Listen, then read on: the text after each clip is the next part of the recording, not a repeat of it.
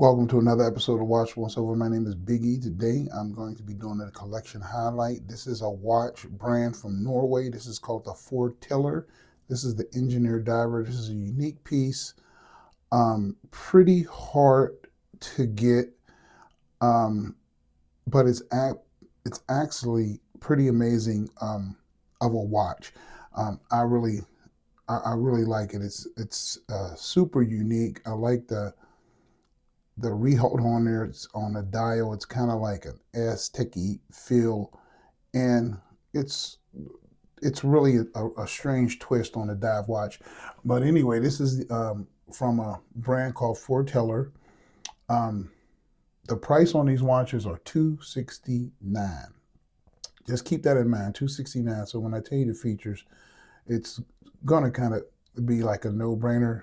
Only thing is they're never available, even secondhand. So I guess you'd have to pre-buy this and then pay for shipping also, which shipping is separate from the normal price of $269 in Norway. So right now with tariffs and stuff, so it will probably cost you just as much to ship the damn watch as it costs for the watch. But nonetheless, let's get into it. Let's start from the top. You have a domed sapphire crystal with anti-reflective coating on the inside. Then outboard of that, you have a full loomed ceramic bezel insert, 120 click. That is a very positive, great sounding bezel. Listen, take a listen.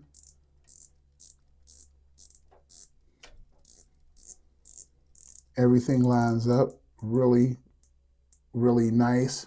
Um, Screw down crown, screw down back. That is sapphire.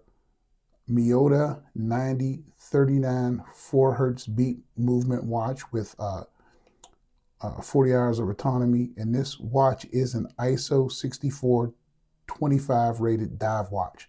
That's why you do get the diver's um, uh, designation at the 6 o'clock. 400 meters, 400 feet of water resistance, 120 meters, which is really, strange. But, if you're just going to be doing desk diving and stuff, like who really cares? So this watch is pretty cool. The case is 42, the bezel's slightly smaller at 41. You do have a chamfered edge going down there, excellent brushing and polishing on here. A really cool integrated style bracelet, but you can switch it to a strap. And I believe that tapers down from about a 25 all the way down to a 20. So look at the drape on that bracelet. It just comes down really nice. Everything is fixed with screws, no pins and sleeves. You have this gigantic clasp on here. It also comes with two clasps. It comes with the butterfly clasp and also this dive extension ratcheting clasp. 12 positions right there. Twin trigger deployant, and you can adjust that when it's on your wrist. So I think that's pretty cool, and you can see the screws.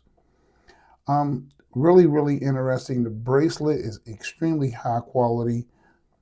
As you can see, you do get that chamfering on the bracelet too, and lots of brushing. And then the logo on the frosted and brushed and polished clasp. So you get a nice polished chamfer, brushing, and then frosting. So three different surfaces. It's really, really cool. Now, this one is a full lume dial variant. They also have a black and gold, a red dial, and a blue dial, and a green dial. I think this one looks the best. There are no numbers on the dial. You just have this cool dial with this Aztec-y design going around the outside with a white rehold. The second hand reaches all the way out. Then you have these gigantic BGW9 field hands with black borders, big fence post hands, easy to read. And then the logo also on the counterbalance. Logo also is on the screw down crown. And you have a really comfortable thin case And I believe that's that Miyota 9039 enabling that. And that's probably why you have such a low diver's rating, because you do have a really small case and a sapphire back. I would have preferred a cool logo with a closed back, but that's just me. Also on here, you get a quick release bracelet system and extra screw links and extra bars, and you get half links. So it's pretty cool. So let me just show you how thin this is. 12 millimeters. The lug to lug is a 48 with the male ends. It's only a 50. I think that's pretty cool. The bracelet is, look at this, tapering from a 28 down to an 18. That's really spectacular and fantastic in my opinion. And I can't believe you get sapphire front and back and a fully lumed ceramic bezel. That's really, really nice. Now, let's just light this up and I'll show you what this looks like at night. Plenty of BGW9. That's the LUME shot. It is a torch. It does last all night. And this brand, I have to say, the price is probably going to go up because I can't figure out how he's making money selling these for 270 bucks with the high beat Miyota movement in there. Everything is crisp, everything is clean, nothing is amiss. The quality is top notch. Sapphire, ceramic, stainless steel, everything looks good. On my wrist at 7.25 inches, you can see the down the barrel shot.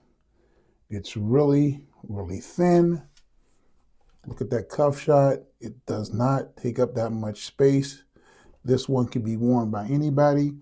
The clasp is a little big, but it does counterbalance really, really nice. If you need to adjust it on the fly, you just squeeze it and move it where you want and then let go.